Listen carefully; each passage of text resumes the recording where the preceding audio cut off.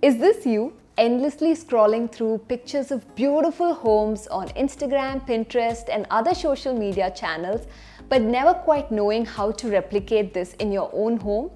If you have ever wondered, where do I start? Well, let's get started in your living room and let's look at 3 simple aspects that has the power to transform your living space into something you love. Unless you happen to be a professional interior designer or an architect or someone who comes from a design background, oftentimes like me, you also would have looked online at pictures of beautiful homes and wondered how you can go about replicating that in your own home. So in today's video, I'm going to take you through a few basics, and this is for last minute doing up. So the festivities are almost upon us, and for anyone who is still looking at their living room and wondering that it doesn't quite match what they have in mind, then this is a last minute tips and tricks video where you can look at focusing on 3 important aspects of your living room and quickly turn around how it looks. Now, to start off, unlike other videos, I've kept things a little more real in this one. So unless you happen to be extremely disciplined, which I'm not, or OCD, which again I'm not, the chaos of everyday life tends to spill into the living room as it has here. So there are gadgets, there are kids' toys, books, and other items all over the living room. So step 1 is to just clear up the mess and start with a clean but blank canvas.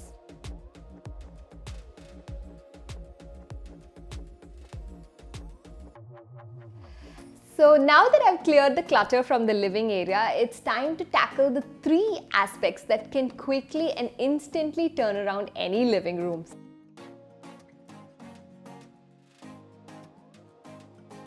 Let's get started on the first aspect of the living room transformation, which is the main wall behind the main seating section.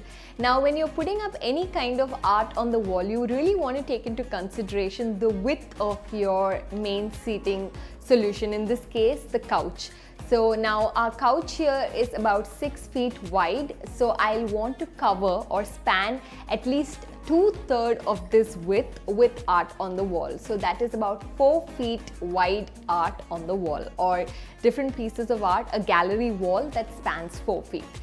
Now, another thing to keep in mind is that you don't want any part of any family member or guest's head to touch the art. So the art should always be installed, keeping in mind that it should be a minimum of about 8, 10 or 12 inches away from the top of the couch or the sofa or the chair, accent chair in that case, whatever you're dealing with. Now, with regards to what to put up on the wall, I've done several videos covering this topic because wall art is something that is really close to my heart. So there are DIY ways to go about it, or you can go purchase something beautiful with or without frame. You can also take some beautiful photographs and illustrations from the internet. They are free to use, and I will give the links of some of them in the description box. You can check them out. Now you can take these, and for a really finished look, you can put them inside a frame or get them framed. And if you're in a hurry, you can still put them up on the wall without a frame, like I'm going to do right now. So getting these printouts took me about 10-15 minutes. That's it, and it's that easy. I've taken 3 prints of photographs and art prints in the size of A3 or poster size.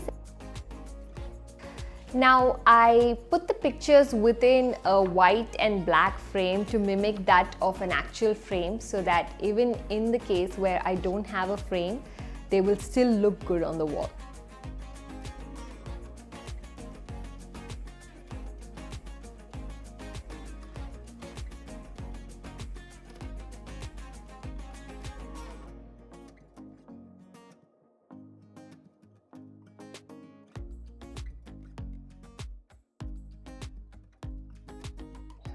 We've now come to the second aspect of the living room transformation, which is the seating itself. In this case, the sofa or couch here. Now, if you've seen my previous videos, you know I keep the cushion situation on the couch or sofa extremely simple, and this is mainly from a functionality perspective. One tip is that you can keep a basket near your sofa so that you can put cushions that are not being used away in a neat and organized manner. I'm going to get started with changing the cushion covers for the pillows that I have here. Now, in terms of a throw, that's another additional visual design element on the sofa or couch that you can look at adding. Now, if you're not looking at adding a throw on your couch or sofa for functional purposes, then you can always look at repurposing a dupatta or a cotton sari that you have at home, folded neatly just to represent that design element and break the monotonous look that your couch may have.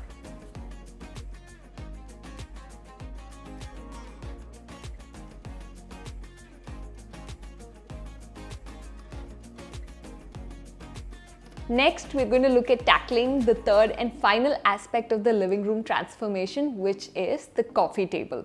So let's bring in the coffee table and look at how we can style it. We have this off-white rectangular coffee table, which I'm going to be accessorizing with some simple elements. I'm starting off with the tea light holder. I'm adding a little bit of green in terms of a potted plant, a glass vase to hold some fresh flowers, a terracotta pot, some books, and of course a few air dry clay DIYs that I'd done recently.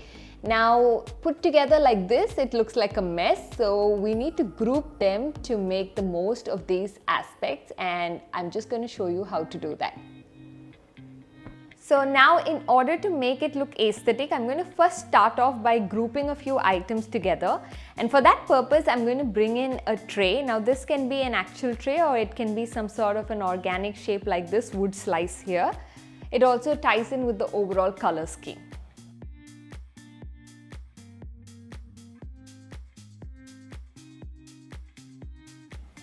One of my favorite ways to do up a space is by adding fresh flowers, because it's so versatile. You can pick the type of texture and color you're looking for, and it instantly adds, in many cases, a beautiful fragrance to the space as well as a lot of color and beauty.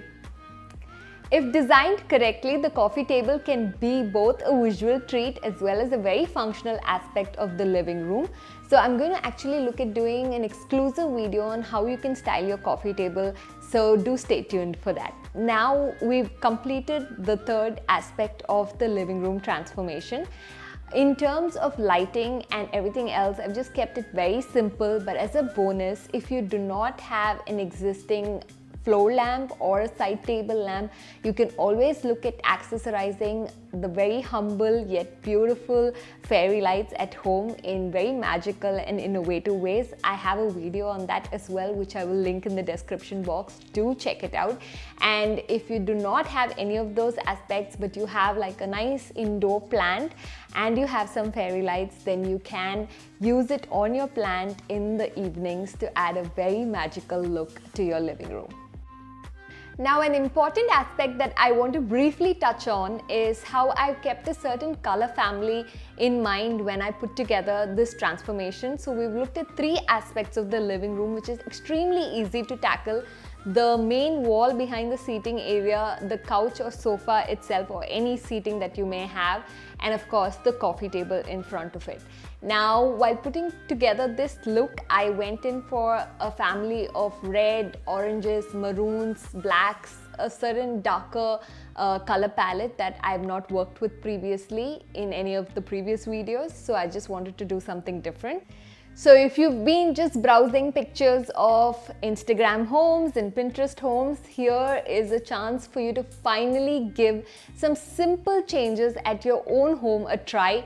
Try to get some printouts and decorate the wall behind your main seating area.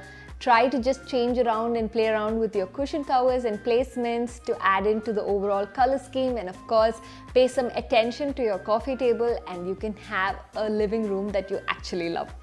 If you found this video useful, do let me know in the comment section below. Like this video and share it with your friends. Of course, if you haven't already, please consider subscribing to the channel. As always, thank you for watching and have a great day.